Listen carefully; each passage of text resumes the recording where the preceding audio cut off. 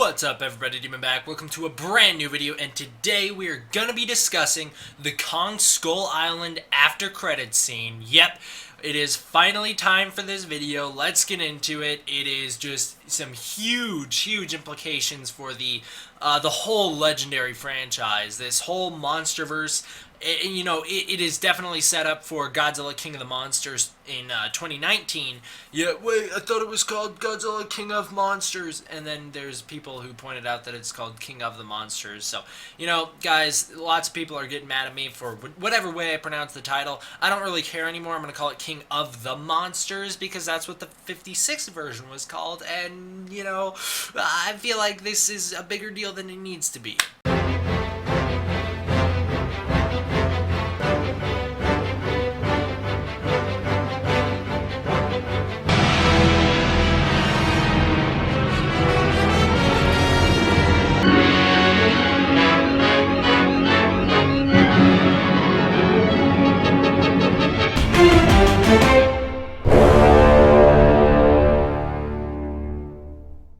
Now, let's get into the discussion for the after credit scene because it sets up not only Godzilla King of the Monsters, it sets up Godzilla vs. Kong, and it also sets up potential for future solo movies as well as other stuff like that.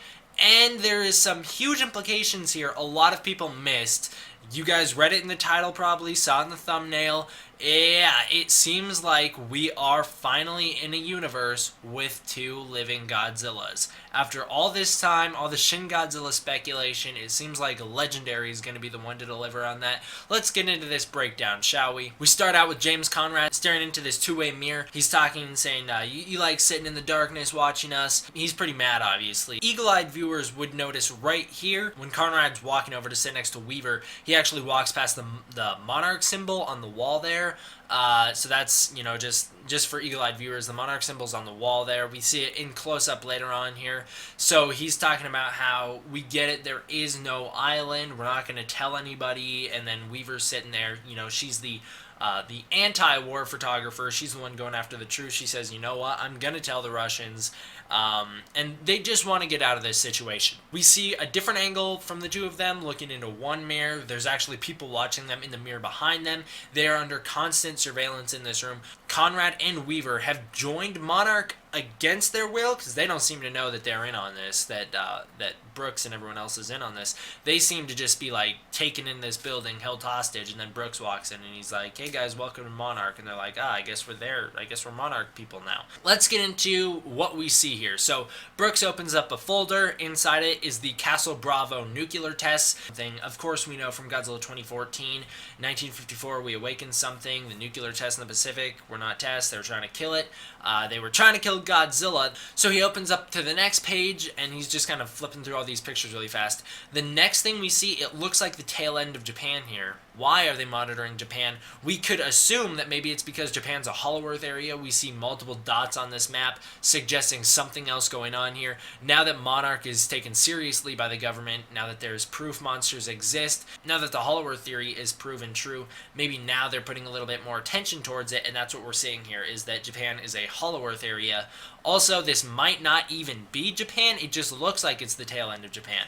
So one thing to mention here is that, as we're going to talk about, there are other monsters on this planet other than Godzilla, Kong, and the MUTOs. Those other monsters could be found in this lower level of Japan. That'd be really cool because it'd bring Godzilla back to his Japanese roots for the next movie. We hear the line, Kong's not the only king. Cut to this Monarch PowerPoint pretty much. So the first thing we see here is a giant serpent behind the Monarch logo. This could be a possible reference to Manda. I don't quite know. Then we do see the next picture is some people in a cave. Section 8 Monarch.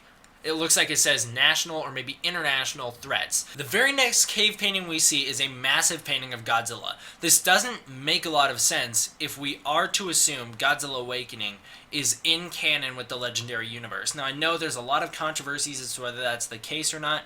In this video, we're going to be operating under the assumption that, at the very least, it's loosely based in the canon.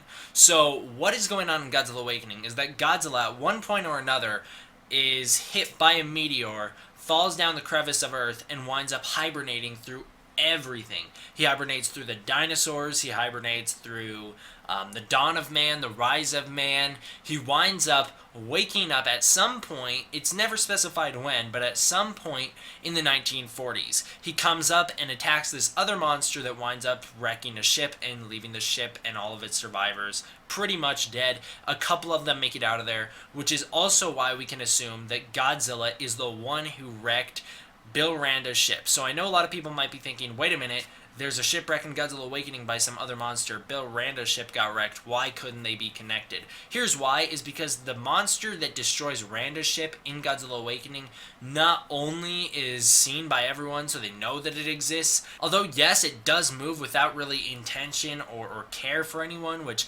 matches his description of it, there are other survivors from the boat other than himself, meaning that unless his memory didn't serve him right during his conversation with Packard, he was not the only one to survive that shipwreck.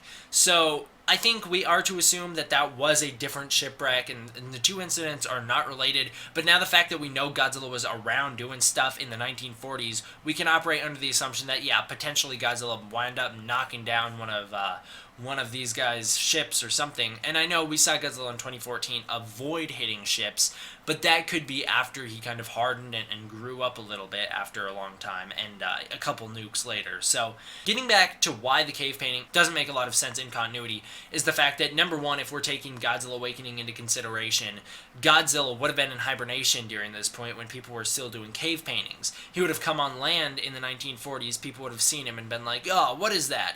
And then in the 1950s, he's reawakened, surfaces again, and that's when they hit him with the Castle Bravo nuke that we saw in the previous picture. Which means that this cave painting would have been done depicting a different Godzilla.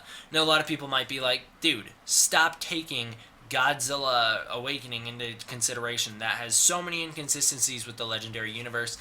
Alright, if we don't take it into consideration, there's even more evidence that this Godzilla is a different Godzilla than the one we saw in 2014.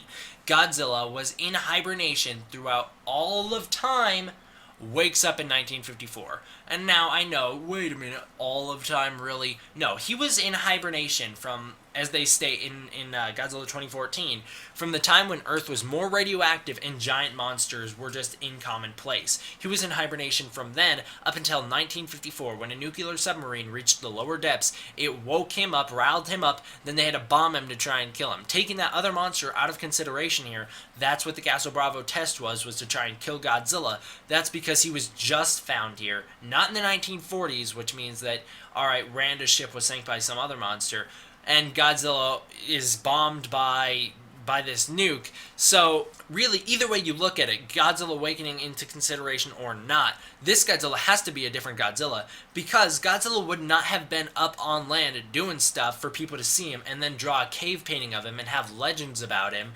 That would not have happened, because Godzilla, as I keep saying, just would have not existed to people, meaning that the one we see in this cave painting is not the Godzilla that we see in 2014. That is super cool, because now we have confirmation that at one point during man's reign, there was at least 2 living Godzillas, which is super cool. Moving on to the next picture is Rodan. So a lot of people are saying, and there's messaging me saying, do you see the beam coming out of Rodan's mouth? That's a crack on the wall. Don't take that. Don't think that's a beam. They did not get the rights to fire Rodan. Toho is very particular about what abilities monsters can have if you buy them from them, and you have to buy very specific eras of monsters in order to get those abilities. It's weird, I don't know. It's Rodan. There's nothing that they really did different here. The next picture is Mothra. It's actually a pretty small picture because you can see some people standing near it, and they're pretty scaled up to that picture, meaning that the cave painting was done by someone small or someone who just didn't do a big cave painting like the other ones. The reason this is cool is because if you look here, there are people worshipping Mothra, meaning that she is viewed as a god. That is really great news, because as we all want, Mothra needs to be the goddess of wherever she's from, Infant Island, if she's going to wind up being from Monster Island, as the painting on the native woman's head might suggest. Could these be Mothra's fairies? Who knows? It's really cool. Getting to Ghidorah, now we have this really nice cave painting of Ghidorah, really grand. You can see someone walking around near. This Ghidorah painting is pretty massive compared to this guy, which is really cool because, as we all know, Ghidorah is really massive compared to all the monsters. I like the kind of art styles and how all the art styles are pretty different from one another. I think that's a really cool touch. Let's get into our final images here. We have death and skulls and fire and Godzilla fighting King Ghidorah. So why is this so dang cool? Also, if you look here in the background, it almost looks like Ghidorah's lightning breath or whatever that is could be creating the form of Rodan. Maybe that is supposed to be Rodan, meaning that Godzilla and Rodan teamed up against Ghidorah, or at least it was a three-for-all. And who knows if that's supposed to be Rodan. I think the picture is just supposed to be depicting Godzilla fighting King Ghidorah one-on-one. Now, why is this so cool? First of all, three-headed dragon, always awesome. Second of all, look how much bigger than Godzilla he is. Third, Godzilla and King Ghidorah have fought before, or at the very least, a Godzilla and a King Ghidorah monster have fought before. That is so cool. And they fought when man was alive to see it and draw it on a wall. That is so cool. So I think, if you're going to go off either of the things that I was talking about, Godzilla Awakening obviously couldn't be the same Godzilla. Godzilla never encounters Rodan throughout his lifetime in that comic. Godzilla 2014, in hibernation until 1954, he definitely did not fight Rodan. He definitely did not fight Ghidorah after 1954. This is a different Godzilla. And, you could say, oh, maybe it's a different Ghidorah. Who knows? It potentially is. All these monsters, Rodan, Mothra, King Ghidorah, they could all just be potentially just drawings of a version of, like, oh, here's the species. Because as we know, there are multiple Kongs, so why couldn't there be multiple of everything else? So a lot of people might be saying, why is this important? What does it matter if there's two Godzillas? Well, that's mostly for a video we're going to talk about here in the future, but there is heavy foreshadowing in Kong Skull Island that Godzilla is going to die during one of his battles in the future. And a lot of people might be like, wait, what? Like I said, video for a future topic. It was definitely, I owe it to someone else, and we'll talk about that in this video when we get there. But it definitely has some foreshadowing in Kong Skull Island that Godzilla will wind up dying in one of his next upcoming battles. So this could mean that another Godzilla could take his place. So if our Godzilla from 2014 dies, new Godzilla shows up, takes his place. Maybe it's stronger, maybe it has red atomic breath, who knows. But all I'm trying to say here, guys, is that there are multiple Godzillas that were living by the dawn of man. Who's to say they're not still living? We also know that another Godzilla was alive at least a long, long time ago because we saw its bones underneath that hollow earth in the Philippines, meaning that there, at the very least, we can guarantee for a fact at one point in history there were multiple Godzillas. Why can't there still be two living ones? I don't know. I don't know why anyone would question that. It really seems like that's what the evidence we have now suggests.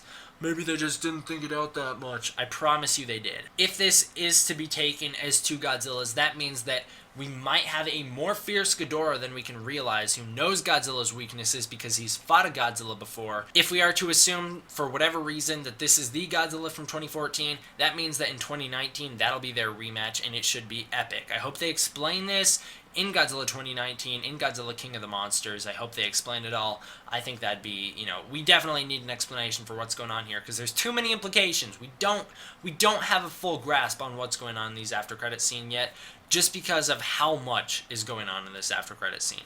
Thank you guys all for watching. I hope you enjoyed. D-Man,